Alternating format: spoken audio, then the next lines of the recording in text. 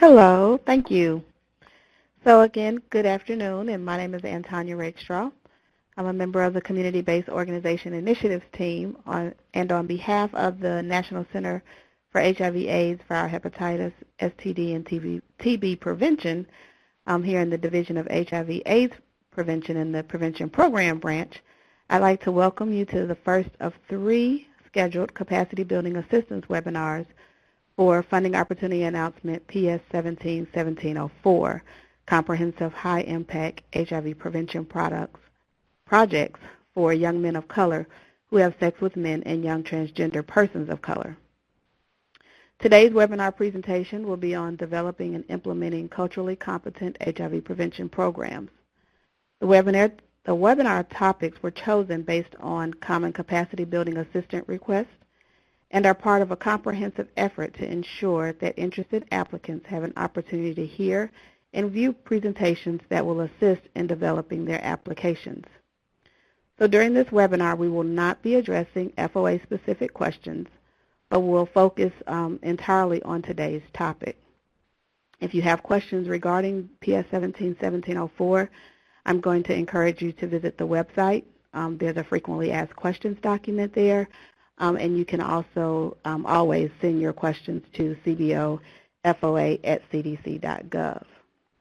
And so today's presentation will be presented by Dr. Giselle Pemberton.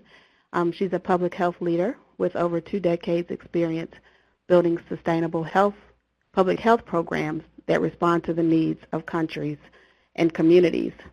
She's worked in the field of HIV/AIDS, substance abuse, and reproductive health, both domestically and internationally, and she's currently employed at Proceed as the Director of National Center for Training, Support, and Technical Assistance. And so without further ado, I'd like to turn it over to Dr. Pemberton.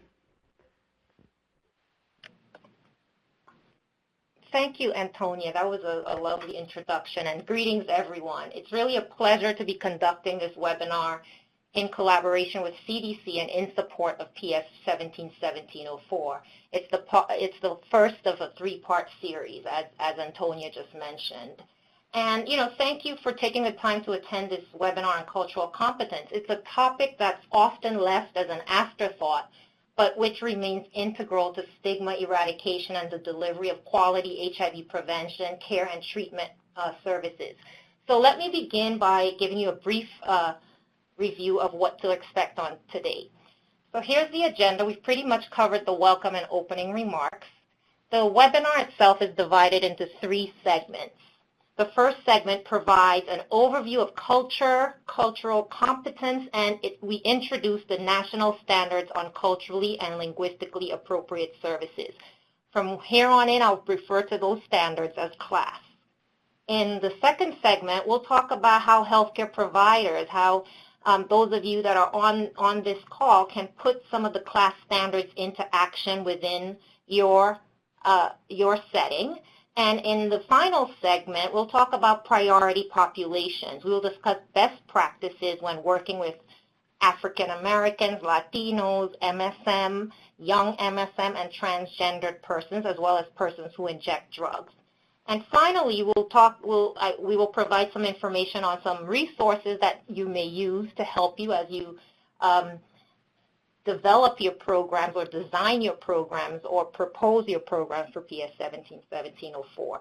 I should also mention that during each segment, there will be poll questions, but we will provide instructions as we go along. So let's just briefly look at these learning objectives. And clearly, folks can read. So what we're going to do is discuss the national standards for CLAS as it's in its application to HIV prevention, care, and treatment as a way of conceptualizing, developing, and implementing culturally competent HIV programs, and also employing strategies where your staff, organizations, stakeholders, and communities can be engaged in the delivery of culturally competent services. We'll also talk about, as I mentioned in the previous slide, strategies for working with priority populations. And here is the list of priority populations. So let's move right on in and get started. So I'll start with this. We're going to talk about cultural competence, and I would like to pose the question, does cultural competence matter? And is it still relevant 35 years into the HIV/AIDS epidemic? Haven't we gotten it by now? And these are some of the questions that are posed to me by colleagues in the field when we talk about cultural competence. And it's a question that some of you may have, asking, why are we still having webinars on cultural competence? I would venture to say that cultural competence is one of those things that most of us, especially those of us that have been doing this work for some time, believe we have achieved, or that we do well for one of the reasons listed on the slide that you're looking at. Although I believe that we've achieved a certain level of cultural competence in HIV/AIDS prevention and care after 35 years, there's still quite a bit that individuals and organizations can do. So if you just speak to someone who's never been offered an HIV test for not fitting the profile, or a young man who's been newly diagnosed with HIV but feels unwelcome or misunderstood by his healthcare provider or team, or a transgender woman who is continuously asked to check boxes on forms that do not reflect who she is or how she defines herself, then it becomes quite clear to all of us why cultural competence is as relevant today as it ever was. I should also mention that, the U.S. demographics, we have a shifting demographics on what I call the browning of the population, meaning that African Americans, American Indians, Asian Americans, Latinos, and other minority groups will make up roughly 57% of the U.S. population by 2060. Right now, we're currently around 37%. So this should provide you with a little bit of a perspective. Now, in terms of the specifics around HIV/AIDS and why cultural competence matters, we know that when we're talking about HIV prevention and treatment, there are startling disparities. Gay, bisexual, and other men who have sex with men of all races and ethnicities remain the most profoundly impacted by HIV. So although MSM represents anywhere from 2 to 4% of the male population in the U.S., in 2010, MSM accounted for 63% of all new infections. We also talk about Black people, African Americans, who I will refer to as African Americans from this point forward, continue to experience the most severe burden. So we're looking at rates where at some point in their lifetimes, 1 in 16 Black men and 1 in 32 Black women may be diagnosed with HIV infection, according to data from the Centers for Disease Control. And Latinos show a similar trajectory, comprising only 17% of the population, but accounting for 23%. People who inject drugs represented 8% of new infections in 2010, which is the latest data on the CDC website. But in certain regions, such as Puerto Rico, we know that a much higher percentage of people who inject drugs account for new infections. And although there is very little data on transgender persons, we know that this population faces unprecedented stigma and discrimination and are disproportionately impacted by HIV/AIDS. And finally, we know that there are geographic differences in HIV/AIDS incidence and modes of transmission. For example, the southern U.S. is where the bulk of new infections were in 2014. So we're talking about 1/5 of all infections. So cultural competence matters because of differences in health outcomes. What we also know is that there's been research on this, and this data is a little old, but it's still as relevant. It's a 2012 report from the Institute of Health, which revealed that racial and ethnic minorities tend to receive lower quality health care than non-minorities, even when access-related factors such as a patient's insurance status or income is taken into account. And then there's similar results in terms of African Americans and Hispanics. What we also know is in terms of HIV/AIDS health outcomes, disparities persist. The data has shown that racial and ethnic minorities with HIV die sooner than whites, and there's also differences in viral suppression. For example, women with HIV, even when they're linked to care, they tend to be less likely to stay in care or to achieve viral suppression. When such differences exist, We have to look at, morbidity and mortality at greater levels. That's called a health disparity. And a health disparity is a particular type of health difference that's closely linked to social and economic disadvantage. So the differences may occur by gender, race, ethnicity, education, disability, geographic location, sexual orientation, racism, among others. So this is what we're dealing with, and this is what we're going to address today. Now, obviously, the importance cannot be overstated. The premier document, which provides the national blueprint and guidance for HIV prevention, care, and treatment, is the National HIV/AIDS Strategy. And you can see that goal number 3 is highlighted. It's an explicit goal, and we know that one way of reducing health-related HIV disparities is through the provision of culturally and linguistically competent health services. Now, this slide simply reiterates what I mentioned in terms of a focus on the right people, right places, and right practices. Notice the populations that are named on this slide, the same folks that are considered priority populations as per the CDC in terms of gay and bisexual and other men who have sex with men, Black men and women, Latino men and women, people who inject drugs, youth, and people in the southern United States, as well as transgendered individuals.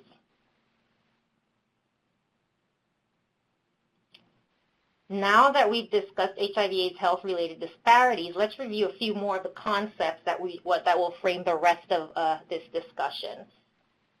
So let's begin by talking about culture and what that entails. So we're talking about an integrated pattern of learned beliefs, behaviors, and customs, and values shared among a group of folks. So culture is really at the center of the work that we do. It influences how people receive health information, how they express symptoms and concerns about the health issue, how services are accessed, how rights and protections are exercised, and the quality of that care. So culture impacts every single one of these things. And you see the circles on the slide in front of you. We know that culture is also dynamic and that individuals, and most of us, identify with multiple cultures over the course of our lifetime. So when we use the word culture, we're not referring to race and ethnicity. I can tell you in doing this work so many times, what comes up is as soon as the word cultural competence comes up, folks immediately go to race, ethnicity, when there are so many different aspects to culture. So other examples of culture may include the drug culture, or ability, or family structure. Even professional culture is part of culture.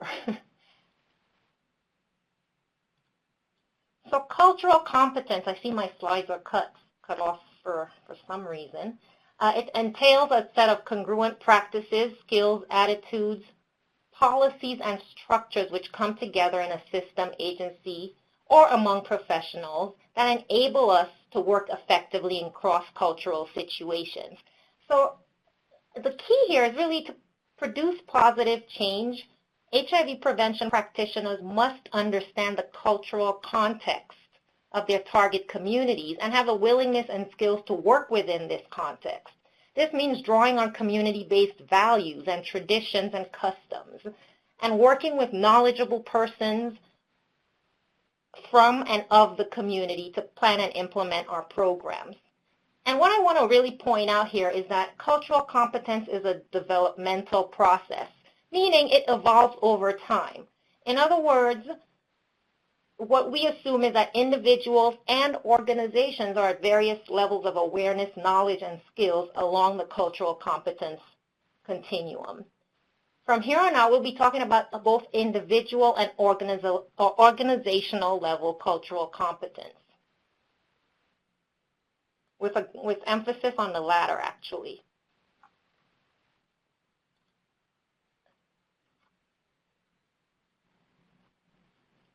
So when we talk about individual level cultural competence, we're talking about an examination of our own attitudes and values and the acquisition of these values and how that transcends in the interaction between client and providers. This is an example of cultural competence where one person is aware of their own culture and worldview and their beliefs and behaviors and makes an attempt to engage and provide quality services. You do this by valuing difference, by recognizing challenging and negative feelings about a particular group, and acquiring knowledge about the cultures of people with whom one is working. And finally, we do this by investing in building relationships via trust and rapport. Organizational cultural competence is a lot more encompassing. So to achieve cultural competence, especially in terms of the work that we do, we need both. We need individual level cultural competence and organizational level cultural competence. Organizational level cultural competence requires a coordinated, concerted effort that may include interventions at the policy level, infrastructure building, program administration, and service delivery. To improve an organization's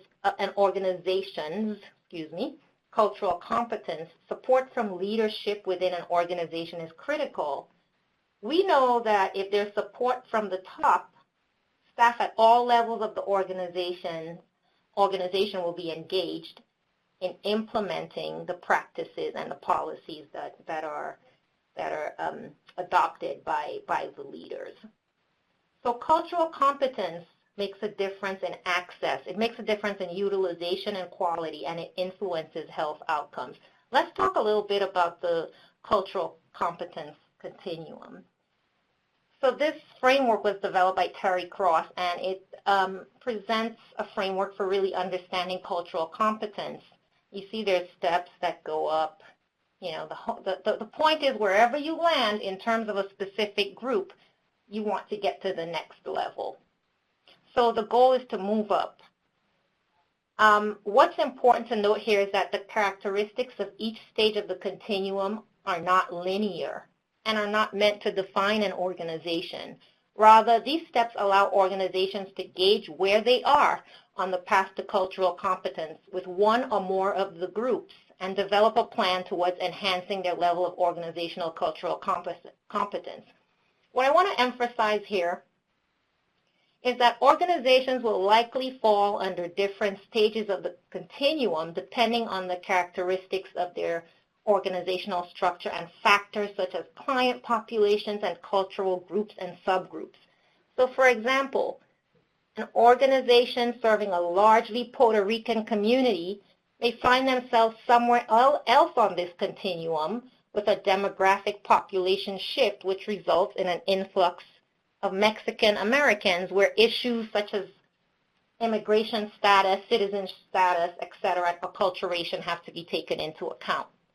So we may be culturally competent with one group, but we may not be with another. And I think that's the visual here on this slide and the takeaway.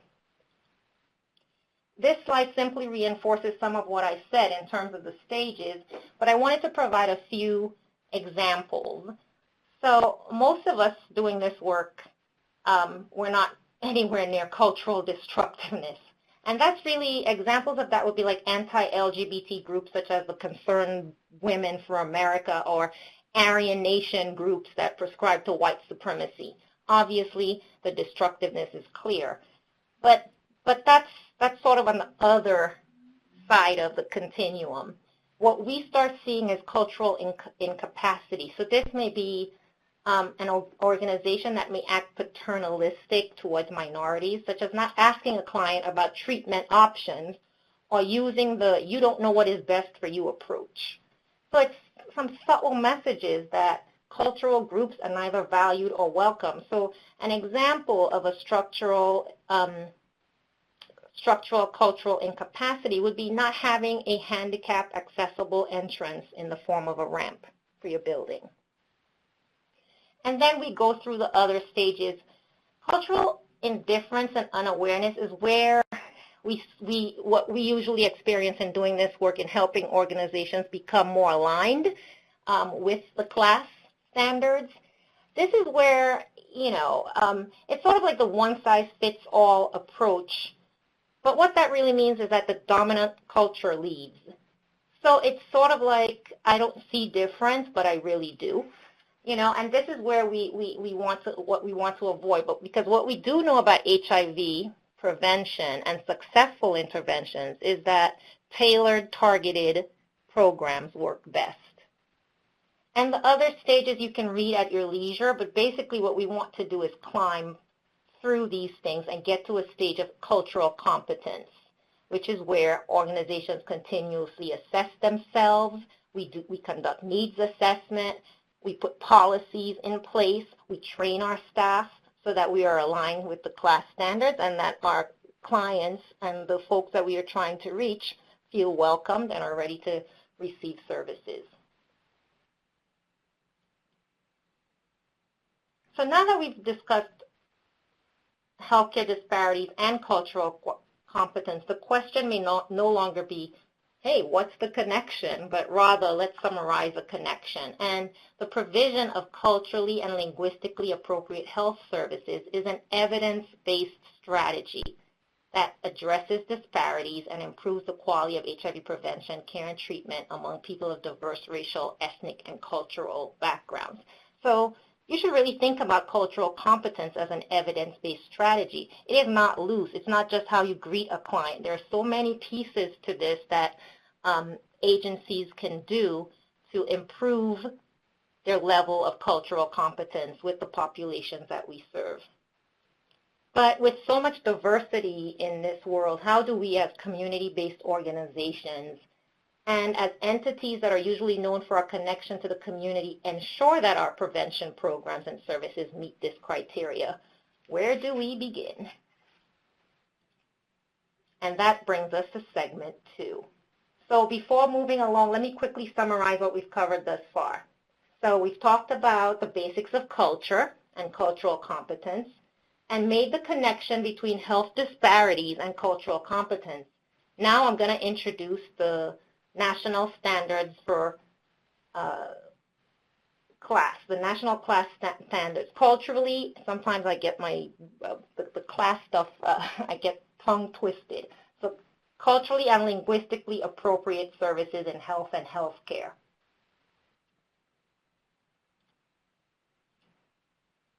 You can read this slide, but there are some words that come out in, I think I would call that color purple, which highlight what the national standards are about. The national standards provide a framework from which organizations can address disparities and promote health equity. It is a tool, but it's a tool. So no matter how great, it requires action on the part of organizations to achieve cultural competence. And as you'll see, the highlighted words, advance health equity, improve quality, and help eliminate healthcare disparities, resonates with our discussion. So now I'd like you to take a few minutes and just complete this poll. May I please have poll question number 1? I'm going to give everyone about, I guess, 10 seconds or less.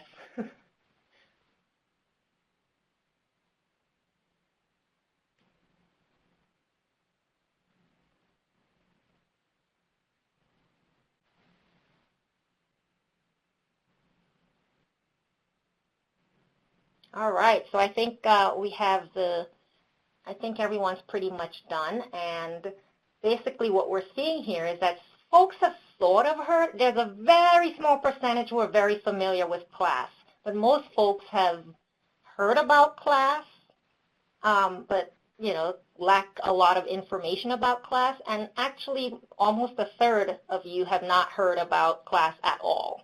So this is good. I'll let you know a little bit more about class. Can I have the presentation, please? Okay.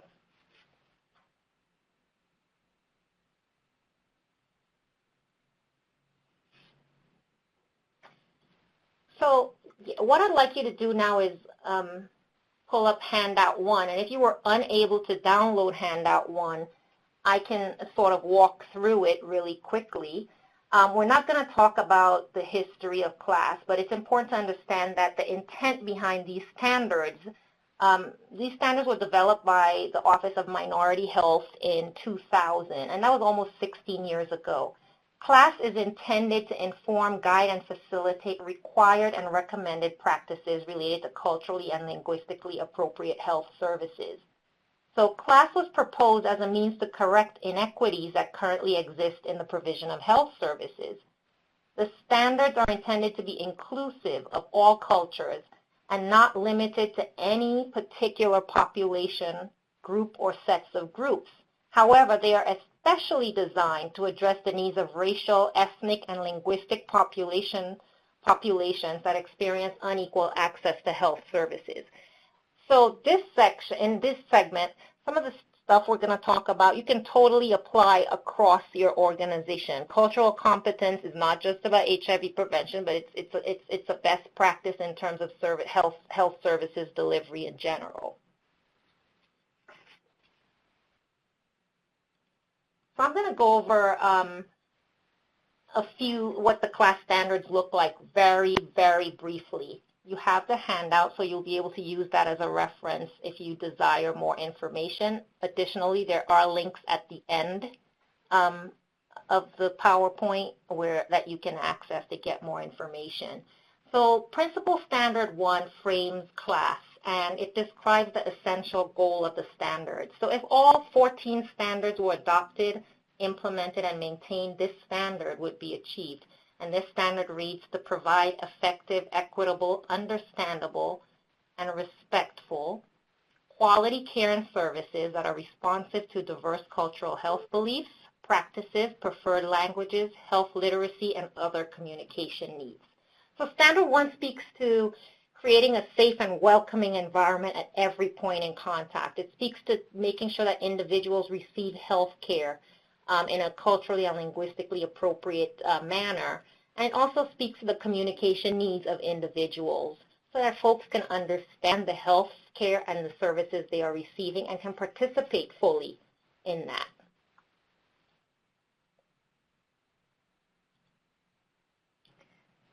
The class standards are organized into it's the principal standards, and then there are three major themes. The first theme is governance, leadership, and workforce. And basically, this emphasizes the importance of class implementation as a systemic responsibility. So it goes, it's from the boardroom to the front door. It requires the investment and endorsement of leadership and the support of all folks within an organization. So standards 2 to 4 encompasses organizational policies, staffing patterns, and investment in employees and volunteers who work within the organization.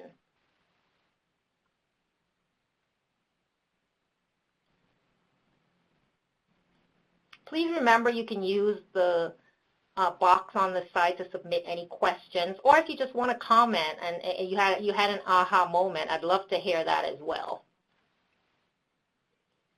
So theme number 2 of class speaks to communication needs and services. So what we're talking about here are things like sign language, braille, oral interpretation, and written translation. So standards 5 to 8 entails informing clients of language assistance services and providing those services by trained professionals. It also encompasses print and multimedia. We'll come back to this on the next slide for persons with limited English proficiency. The third theme of class, engagement, continuous improvement, and accountability, underscores the importance of establishing responsibility for ensuring that class is supported across organizations. This includes organizational policies and processes that reflect a culturally competent approach. We're talking about ongoing organizational assessments, input from the community, data collection, as well as service delivery. You'll see here listed under the standards 9 through 15, we're talking about who do you partner with? Is your philosophy aligned? Are your philosophies aligned in terms of healthcare provision? We're also looking at conflict and grievance procedures. Do clients know their rights? All of these things speak to aligning with class and providing culturally competent care. So let me take a moment to go back to the theme of communication and language assistance and provide an example of how organizations can operationalize class. So I call this slide the walkthrough, and it's actually something you can do at your agency. Some of these images are from my agency, Proceed Inc., where we periodically do the walkthrough. So let's start with the picture on the left. What do people see when they enter the door? So that's the first question you ask. When someone comes in, what does the space look like? Then you have, moving sort of clockwise, you have Sarah. Sarah's our receptionist. Has your receptionist been trained? Does she know how to greet clients, or he? Or how does your receptionist address the needs of clients with limited English proficiency? Which brings us to signage. What kind of signage do you have to tell people to help direct your community members? It's also important to look at the images. What art and images do people see, and is it inclusive? Are your counseling rooms private? Have staff been trained not to have conversations about or with a client in public space?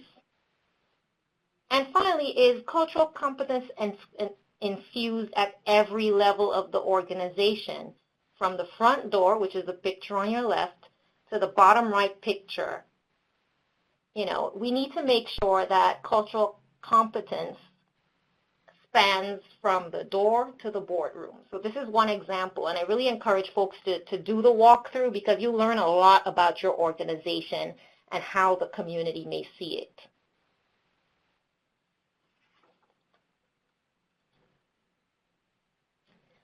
So the next slide, well, as we talk about how to operationalize class, the document is fine. How do we put it into use?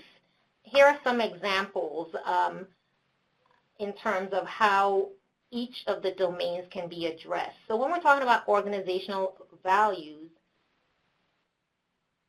we may be talking about funding. Is funding allocated to cultural competence activities, or is there a mechanism in place for collecting cultural competence related client and population level data? We're also talking about your governance and leadership.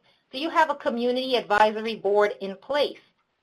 And if so, what's the percentage of community members on your governing boards as well as your community advisory boards?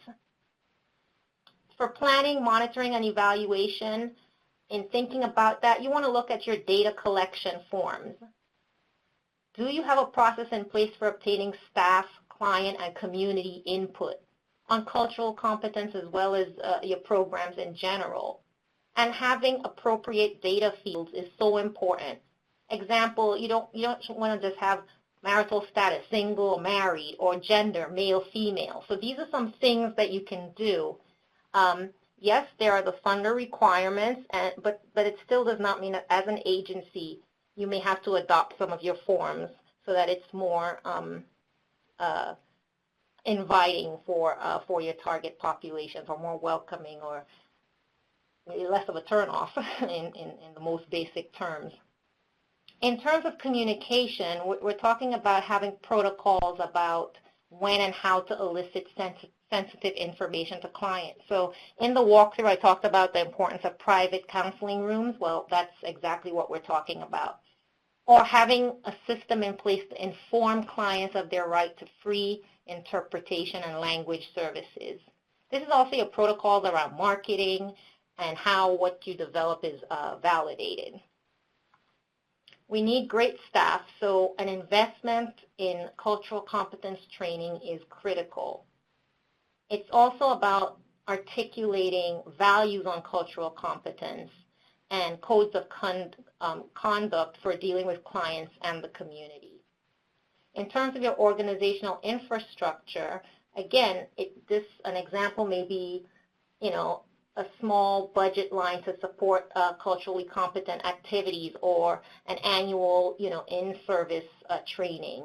It may also mean a way of training your peers to become, the navigators. So moving people to the next step and having a plan for that. And of course, the services have to be integrated. We need to look at how communities utilize the resources that we have, and if we're meeting the needs of the target population. So we've covered a whole lot, and the task of achieving cultural competence does not seem so far removed.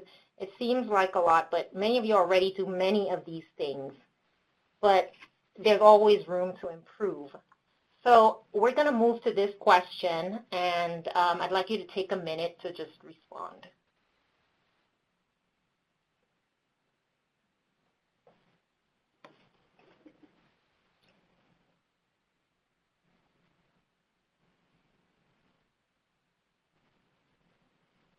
So 5 more seconds. I see it's still moving.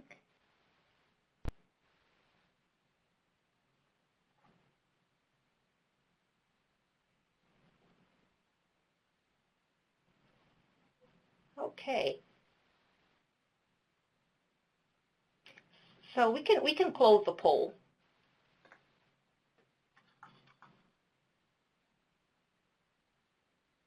Okay, so thanks so much, everyone. I'm just going to move back here for a second. What we see is that most of you already conduct surveys and focus groups, etc. And the second most popular response was that you facilitate regular meetings with the community advisory boards. About a third of you mentioned offering annual cultural competence training. So that's one immediate thing after this survey that you can talk to your leadership about, or if you are leadership, you can put in place. And also, fewer of you said that you post positive images of the groups or populations served. Think about how important it is to see a reflection of yourself or something that validates your life. And we'll talk about that a little bit more. So that's something else that organizations can put into place.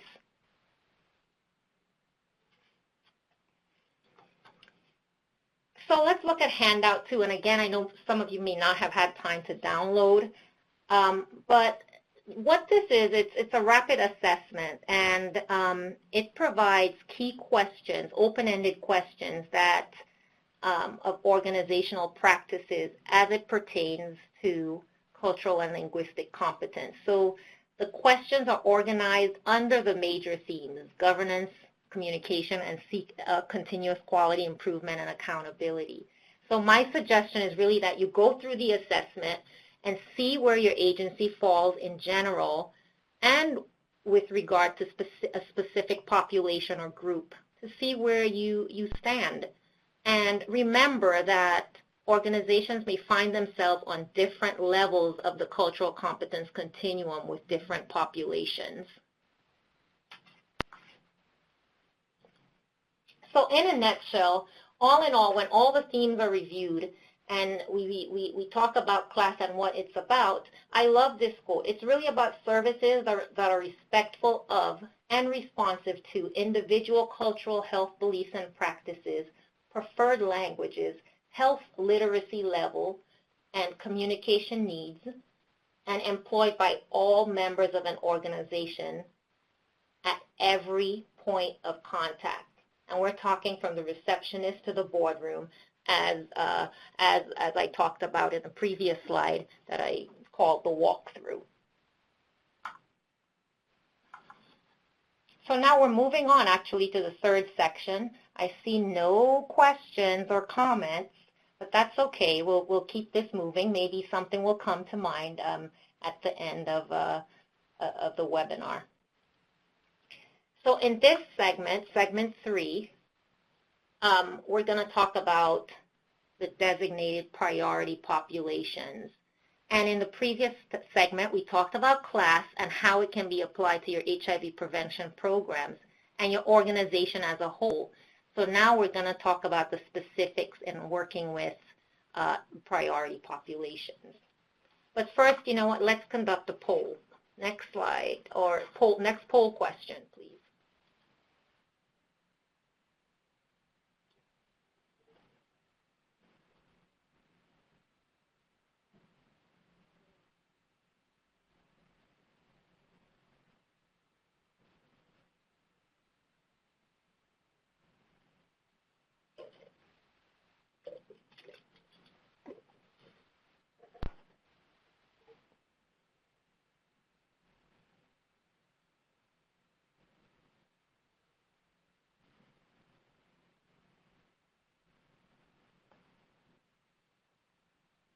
Okay, so we're going to close the poll.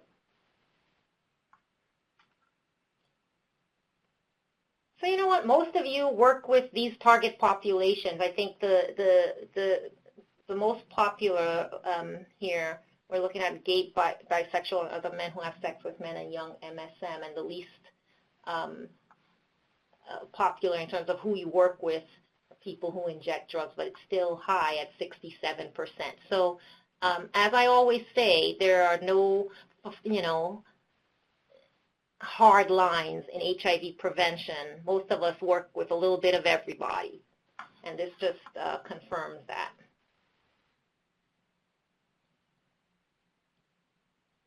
So we're working with the people who are considered priorities, and I wanted to just, I love this quote, and it's a statement by President Barack Obama on the 35th anniversary of HIV/AIDS in America. The president acknowledged that while there is more work to do, the economically disadvantaged gay and bisexual men, especially those who are young and black, women of color, and transgender women all continue to face huge disparities. And he goes on to say, I'm confident that if we build upon the steps we've taken, we can finish the job. In my opinion, this is quite a statement that totally backs up all the data. It backs up this conversation we're having around cultural competence and the elimination of health disparities. And in my opinion, it gives us the fire for continuing our work. So let's talk about priority populations. We'll take a few minutes to discuss African Americans and Latinos. But before we begin, I have a word of caution. So a primary challenge in working with clients from diverse cultural backgrounds is being able to use cultural generalizations appropriately without losing sight of the individual client. So to overcome this, providers must keep in mind that variations occur between cultural subgroups. Individuals subscribe to group norms to varying degrees and factors, such as socioeconomic status, we're talking about education, acculturation, and English proficiency, have an enormous impact on a person's health beliefs and behaviors. So it is critical for us to think about characteristics other than race when we're working with African Americans and Latinos. Among all races and ethnicities, we talked about this, African Americans are the most disproportionately impacted group in terms of HIV. So what we want, here are some common themes in terms of African Americans. So the family structure is characterized by an extended family network, and this often includes non-related family members. So it's all the aunties and cousins that we meet. And it's also about adaptable family roles where grandparents and aunties may take on a parental role. The African American community usually has strong ties to the church and deeply held religious beliefs and affiliations. So churches, for example, have always played a huge social role in African American communities. But this is both positive and negative, especially when it comes to HIV prevention, as we know, in that churches can impact health-seeking behaviors. So for diseases such as diabetes and high blood pressure, they may have screening events. But there may also be a lack of discourse around HIV prevention because it's associated with folks who have same-sex partners. We're also looking at a distrust of institutions, and most African Americans have heard of Tuskegee, which allowed black men with syphilis to progress without treatment to see what the disease could do. So most of us in healthcare actually know about Tuskegee. But the repercussions of that still stands and manifests as a distrust for institutions, including government and medical establishment, as well as social services. There's also the use of natural remedies, and it's used frequently, including laying of hands and prayer, which is used to heal. I remember about 15 years ago when I worked with women with HIV, and they used St. John's wort as a supplement. However, this this herb actually had some negative interactions with HIV meds. So again, it's important that folks feel comfortable enough to disclose some of the cultural common practices. And finally, seniors are highly respected because aging represents authority and wisdom, and folks tend to keep things hidden within the family system because there is the fear of being disgraced, and that's a product of racism, stature in the community, etc. So again, by no means does this mean that your African American clients all have these common themes, but it does provide a reference point. So we're talking about mistrust of the medical community, limited knowledge of services, HIV-related stigma and discrimination, homophobia, and provider bias in decision-making. This slide simply reinforces what I just covered. It's the manifestations of those themes I presented which result in barriers. So you can review these more closely on your own or in the attachments. In terms of working with the Latino community, we know that Latinos account for about 23% of the new diagnoses, right? I mentioned that in the beginning. So what we want to think about is the impact that immigration status may have on health seeking and interactions with providers. For example, there may be a fear that folks who may be in this country legally will be exposed if they seek care. We're also talking about acculturation. Acculturation is viewed as one of the key variables that practitioners need to take into consideration when working with Latino families. Familismo is also strong. Latinos tend to be highly group-oriented, and there's a strong emphasis placed on family as a major source of one's identity and protection against the hardships of life. This is a protective factor, but it can also be an issue when it comes to things like HIV disclosure or seeking treatment. Respeto is also important, and that's a high value on demonstrating respect in interactions with others. So these interactions are influenced by gender, social position, title, economic status, to name a few. But in a health encounter, this may manifest as a Latino client's hesitancy to ask questions or raise concerns for fear that being so might be perceived as disrespectful. So we know that healthcare providers and doctors especially are viewed as authority figures. This is where your navigation services can come in terms of advocating for the client and helping to steer the client so that their questions can be addressed. And machismo and marianismo are two terms that we've probably heard. Again, I have to start with the disclaimer that there are variations. And acculturation plays a key role in terms of how strongly we see machismo, which is I call it the king of my domain syndrome. But what this may manifest in is, the male figure, usually an elder male, making healthcare decisions. And it also is perpetuated by this expansive sexual appetite and a man's right to satisfy the desire in the way he chooses.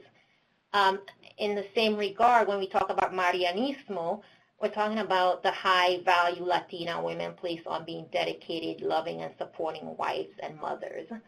So again, some of these are protective factors, and some of these, when thinking about it in the healthcare context, can become a barrier.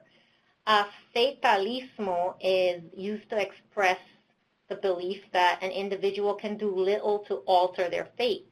So this may manifest in health beliefs that having HIV is an automatic death sentence.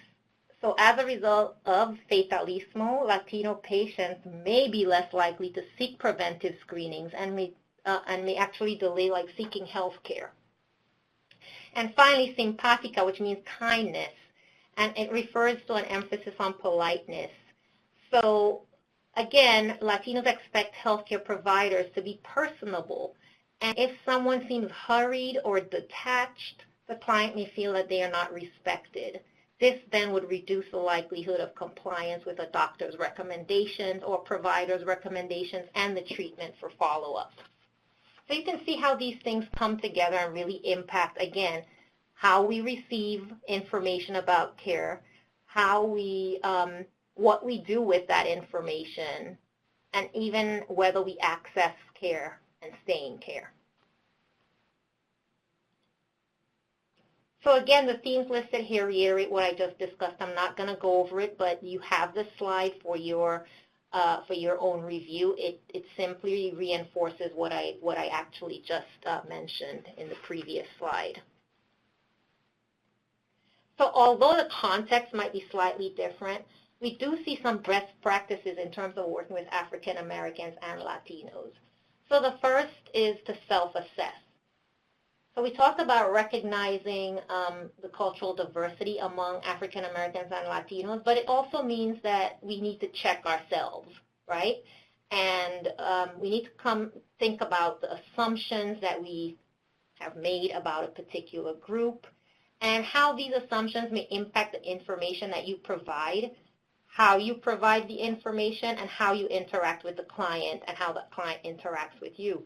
Remember, individual cultural competency matters. I've said this a lot when it comes to the discussion around PrEP. You know, there are two schools. There are those providers that really are still hesitant and have some, you know, misgivings about PrEP, and there are those that say, hey, take PrEP, you won't get HIV. So we just have to be careful about how we communicate messages to clients. We can give the facts, but we should also be in touch with how we feel about issues prior to disseminating the information so that that does not get muddied in the water or lost, you know, or in the translation process. We're also talking about being all-encompassing. So this is, again, looking at clients for who, as individuals, without just thinking about the generalizations, looking at home environment and where people grew up, who they grew up with, you know, gender, etc. These things are a lot more telling in many cases than the generalizations we just covered. And finally, we talk about prioritizing relationships. Nothing trumps establishing a relationship of trust and respect with your client. So it's about getting to know your client. We're also talking about communicating effectively, using simple and direct language and messages that can be communicated in plain language. And using vernacular that is familiar to the client. Sometimes images help, for instance.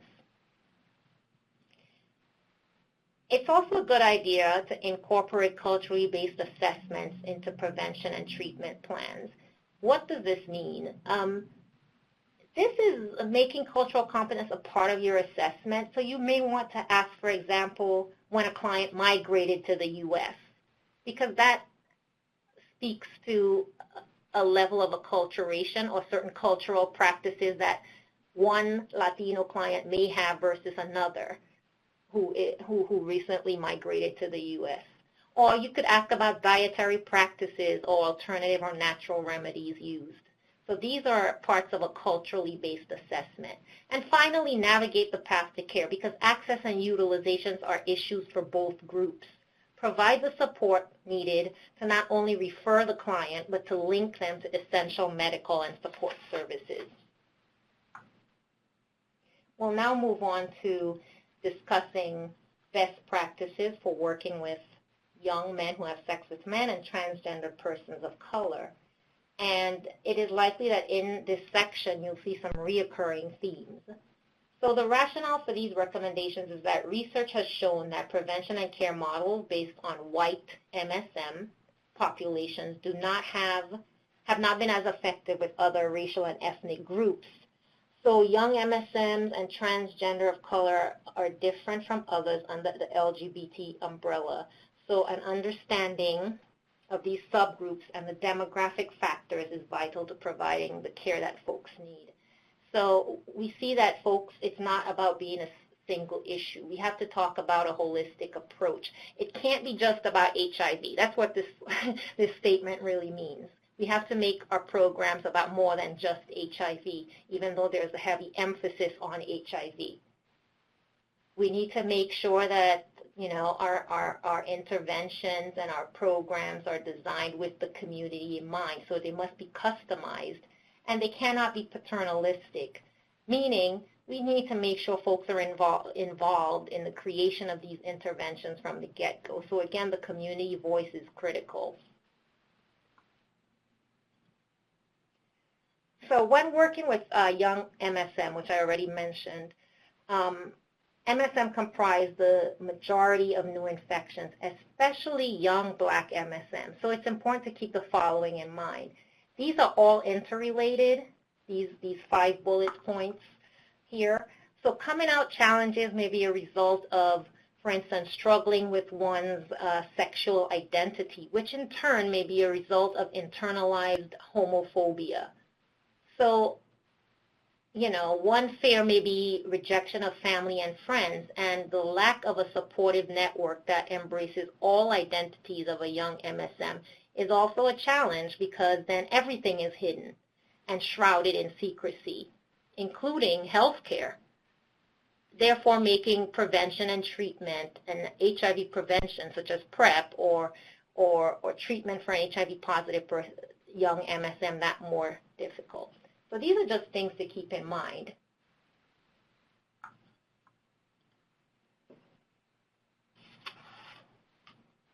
We also know that the research shows that there's a higher rate of alcohol and drug abuse among young MSM, and in particular. And a lot of times it's been described as a substitution for authentic connection and grieving. And of course, the social pressures and stressors that result from heterosexism and heteronormativity does little to validate the daily lives of young MSMs. So these things should absolutely be taken into account in the design of your HIV prevention programs. And the last bullet again speaks to the substitution of strong positive social networks through the use of social media. Well, it's the second bullet, actually. Finally, in working with MSMs, you should anticipate that clients may not self-identify as gay.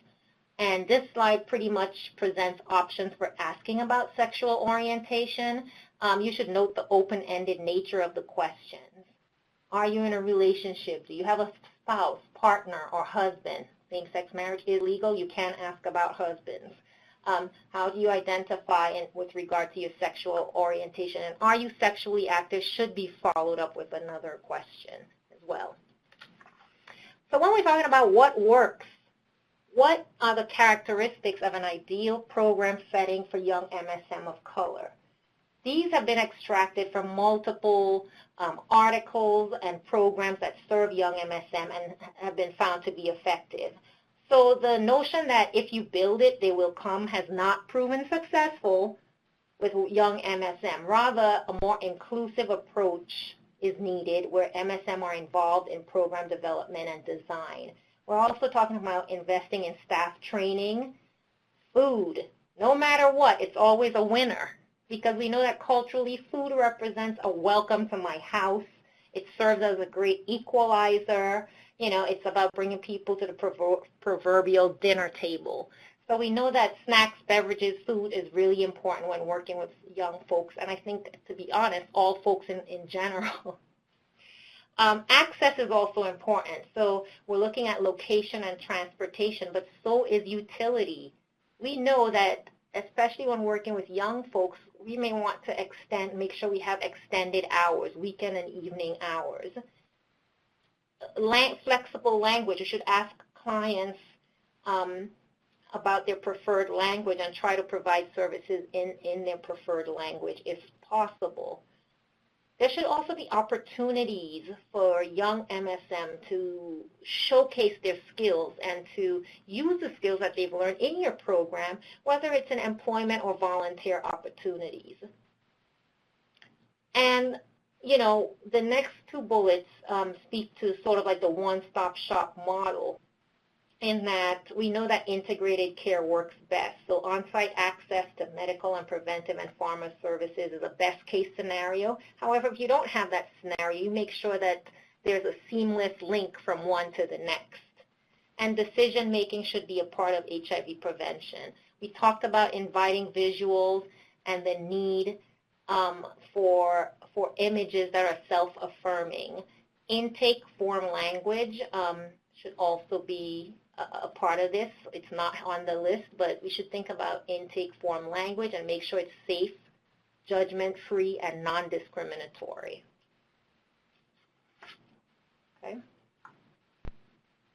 So now we're going to move into discussing folks who are transgender. And if you could take a minute and complete this poll, that would be great.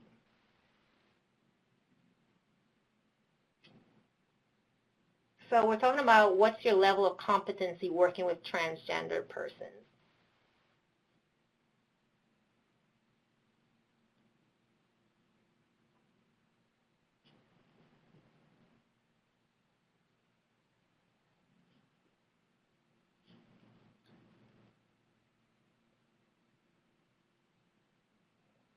All right, so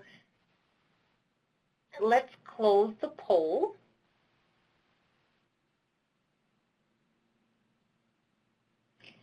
What we have is more than half of you who've said, I'm competent, but I could stand to learn new strategies and tips. And then I think the next most popular response was, I'm not very experienced. I consider myself to have basic knowledge and skills. So folks are folks know what they're doing, but willing to listen. So this next section, let's just jump right into it and talk a little bit about best practices in working with transgender persons.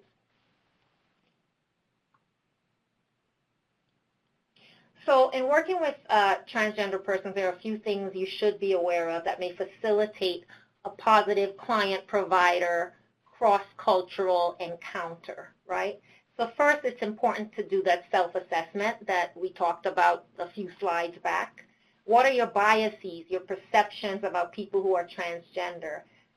Listen to how clients refer to themselves in terms of the pronouns and the names and genders and the use of that language, and model the behavior, right? Also, folks should really consider the pros and cons of client self-disclosure or non-disclosure. So do not let curiosity about body parts come into play. Consider how this information may be relevant to the provision of services. Is it relevant, or is it just, I'd like to know? Again, if you're unsure, ask questions respectfully. So these are just some tips from persons who are transgender to those of us that provide the services.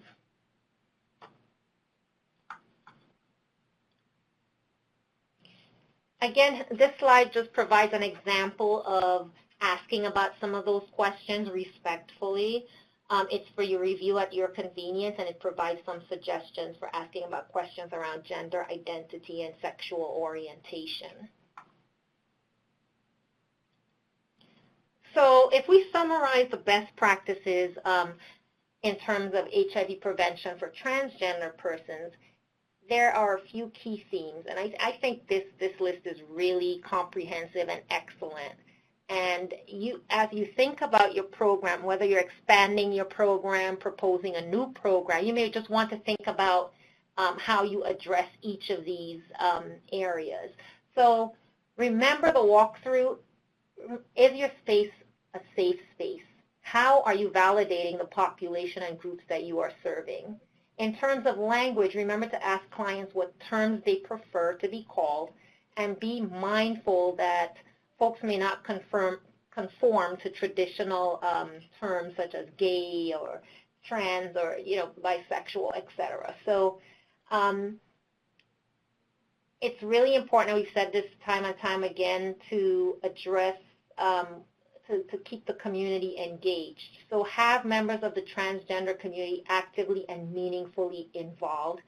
and address social inequality as it pertains to transgender persons.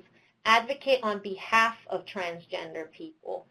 You should also think about obtaining feedback from your clients. It's really critical that we hear what folks have to say about the services that they are receiving. And this is in line with theme 3 of the class standards. A few more best practices. We talked about the importance of staffing, diversifying your staff, having a few staff members that are reflective. Come here. Oh, come here, Mama. Come on. Let's go. Huh. Okay, that was that was a nice interruption, but I'll continue. So in terms of staffing, we're talking about diverse staffing and experienced staff. In terms of the organization, we mentioned the need and the importance for training everyone from the receptionist to the boardroom in terms of what your agency is doing around cultural competence. This next bullet, collaborations and partnerships, I cannot say enough how important this is. You want to collaborate and think about who you're partnering with. It's not just about the person the agency that may provide a service that you don't, but make sure that your philosophy is aligned, that when you send your clients there, they will be treated with the same level of respect and dignity. Or facilitate that relationship so that they are treated with the same respect and dignity. And again, holistic care is important. We want to make sure that it's not, again, just all about HIV prevention. Let's talk about how we're going to engage folks and keep them in services, and a lot of times that's by providing a host and a spectrum of services. So now we'll move into people who inject drugs. And this is the last priority population, so we are starting to wrap this up. So when working with people who inject drugs, it's important to engage in dialogue with folks to better understand their histories and experiences as it pertains to their drug use.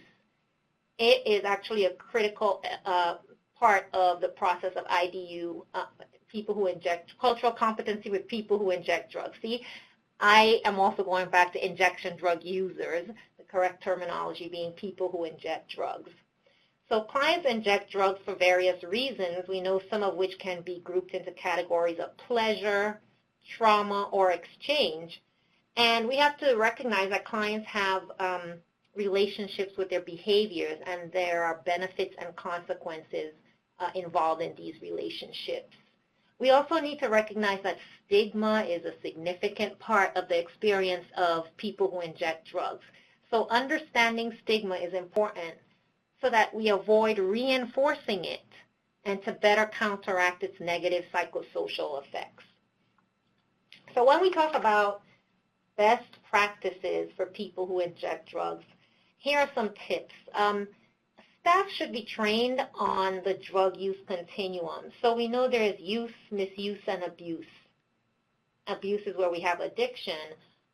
But this means that treatment on demand is important, meaning agencies should be prepared to respond or refer clients who are ready for treatment. But on the flip side, a client who's just not ready, there should be tips about how to reduce harm. So a harm reduction approach is also important. And you need to know where your agency stands on each of these issues.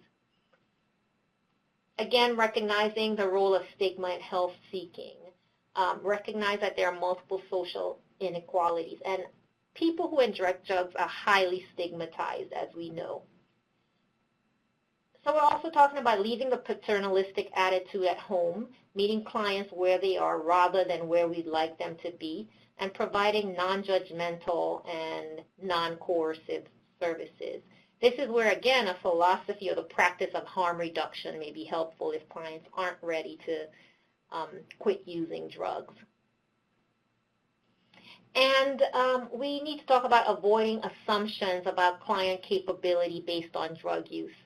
it's really interesting because we know that there's a continuum of drug use, but a lot of times there are assumptions made in terms of how functional a drug user is, including people who inject drugs. There are quite a few functional drug users, so that should not prevent anyone from making a referral to treatment, etc. And again, we're ensuring that all clients have input in the creation of policies and programs. So let's include the folks that we're designing for. I think it's program design 101 at this point. And the navigation piece is really important, especially when working with people who inject drugs, because the drug use is maybe a major part of their lifestyle, especially if they're in the stage of addiction or abuse. So facilitating access to these health and support services are very important. And as I mentioned, choosing the right partners or collaborators. So what you may not want to do is refer clients, for instance, an active person who injects drugs for services or supports at an agency that has zero tolerance, at a zero tolerance facility. That would not be a good idea for anyone. So again, I know most of you already do many of these things. Some of this is sort of like a refresher. Hopefully there are also some tips that you can take and build, you know, as you think about how best to work with your target populations and how to present this as you consider applying for PS 171704. So in a nutshell, when all is said and done, these next two slides summarize best practices across priority populations. I would say if you, out of all of these slides, if you just need a quick takeaway from section 3, these two slides, 54 and 55, are the ones you may want to look at, right? So I'm just going to briefly review what I mean by each of these. So we're talking about grounding your work in the community. So that means developing partnerships with young MSM and transgender people of color and the organizations that serve them. We know that community involvement ensures acceptability, appropriateness, and relevance of interventions, programs, and services for young MSM, transgender people of color, and people who inject drugs. And center your work. What this means is, again, one size does not fit all. So we know that interventions and programs are most effective when they incorporate age, racial and ethnic issues that contribute to HIV risk, and issues of stigma and discrimination that are specific to young MSM, transgender people of color, and people who inject drugs. We also need to continue to think holistically, or think about how we can make our HIV preventions more holistic. So consider approaches that not only focus on the individual, but on social networks and communities and organizations where your target population lives, works, and plays. You also want to get the facts. So this means conducting thorough needs assessments and evaluations and using the data in program planning and improvement and disseminating what you've learned so that others can learn from it.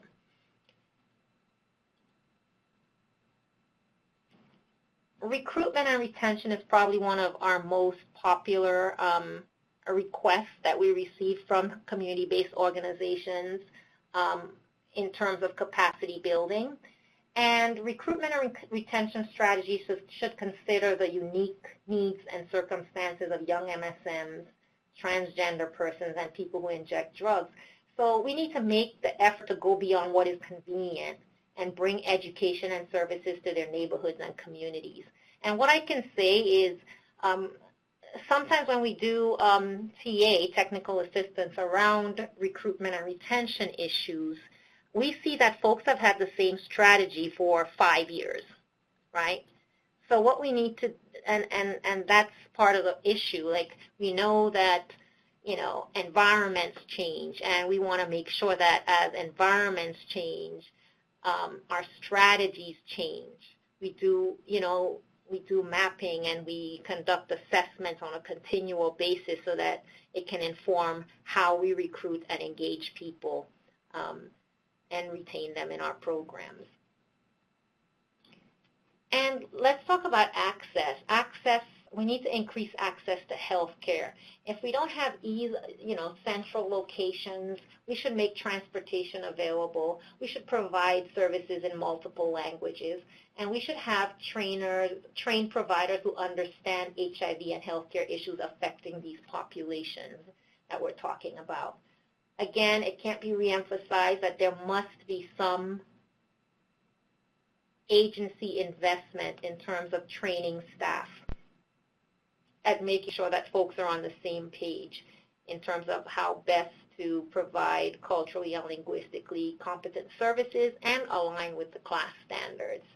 And finally, none of us are funded to do advocacy work, but we can certainly advocate for structural and systemic change. We can collaborate with community partners to advocate for policy development and social change that identifies and addresses how HIV among transgender persons and MSMs of color, as well as people who inject drugs, is impacted by housing, employment, transphobia, racism, violence, and it's too many to name, but I think you understand what I'm trying to say, which is we need to get involved and make sure that we advocate for the communities that are most disenfranchised and most disproportionately impacted by HIV.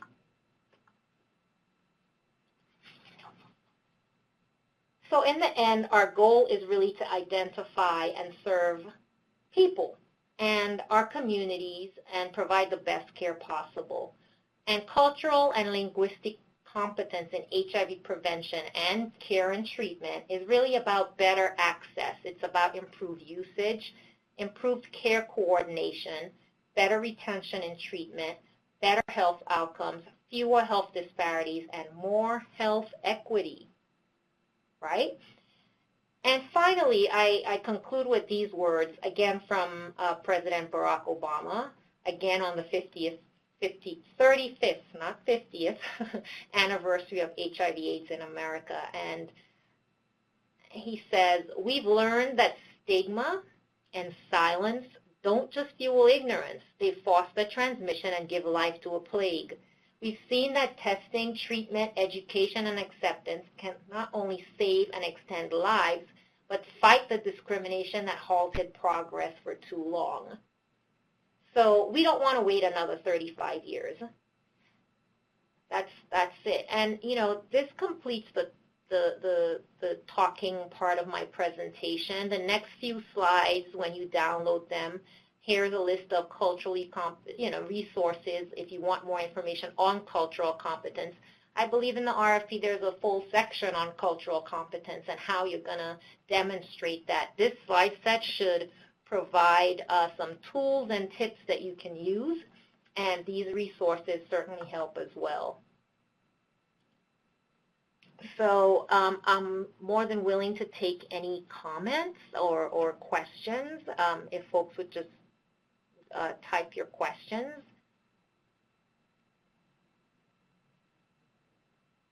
Thank you so much, Dr. Pemberton, for that really fantastic presentation. Just a reminder for everyone who's on the platform that you can submit your questions through the pod on the bottom right-hand side of the screen. We still have another 8 minutes left for our webinar, and so we definitely would welcome your questions about anything that was covered today.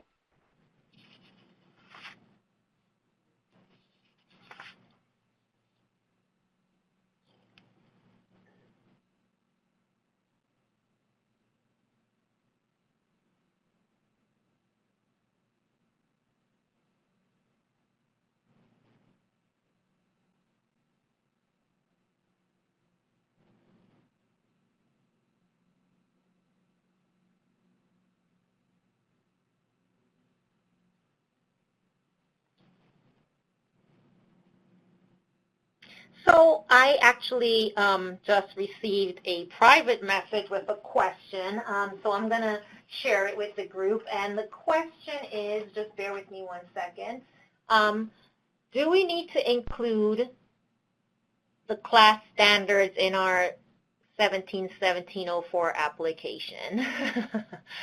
And again, so here's my response. The class standards provide a blueprint for aligning your organization to culturally and linguistically appropriate services. I have seen nothing that says that you have to include class as part of this proposal, but CDC can probably speak to that. But again, I would say the information presented here is applicable in every situation, and it's a best practice. So I hope that's helpful. What I can say is that there are elements of class that certainly align with the goals and objectives of this RFP. So thank you for the question. I don't know if there are any more questions.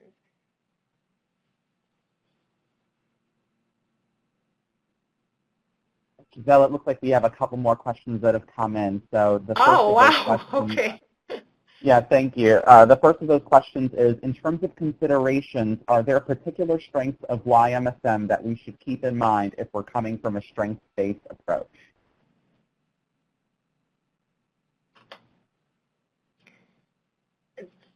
That's great. I think it's really important. First of all, let me just say it's really important that we keep a strengths-based approach, right? And again, without knowing the individual story of a young YMSM, I would say from a strengths-based approach, the first thing you may want to do is congratulate that young MSM for coming in for services, right? Then you'd probably want to find out some of the stuff that we talked about in terms of doing a culturally based assessment. You know, find out about this person's network. If they do have a network, you want to emphasize the positives. But again, that's where the generalizations may not work across the board. Use the strengths-based approach to elicit the information that you need to figure out how best to place that individual in a health care program, whether it's prevention or care and treatment, that's conducive to, one, acknowledging the strengths that exist, but also addressing any deficits.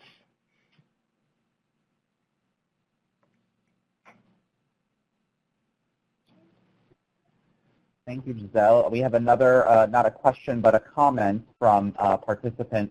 Please be mindful that many trans women inject hormones and often share needles. Rarely, however, do we classify them as IDUs, but in this case, they are putting themselves at high risk for HIV infection via syringes. So thank you for that participant for bringing that up. And then one more question before we close. What is a community advisory board? So a community advisory board, it's something that most organizations put in place. It's usually comprised of anywhere from 8 to 12 members. Sometimes it's less, sometimes it's more. And basically it's comprised of community stakeholders, including members of the target population that are there to inform the agency about trends with a specific target population, that are there to assist with program design, as well as to monitor implementation to help guide. These are sort of like this is like your external review board, right? So you want to present or ask them to help you with the design and implementations of programs. You want to present your progress to this group, and you want to elicit their feedback about how you may address any challenges that you see in your program. A community advisory board is an absolute best practice, and every organization should have a community advisory board in place with representatives from the communities and populations and subgroups that you're targeting.